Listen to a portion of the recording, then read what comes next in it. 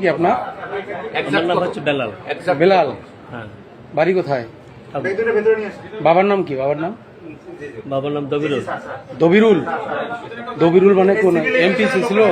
হ্যাঁ, হ্যাঁ দবিরুল। দবিরুল এমপি ছেলে আপনি? না না না। ও আচ্ছা আচ্ছা। আর ইয়া কি গ্রামের নাম কি? গ্রামে শহরে হাজিপাড়া।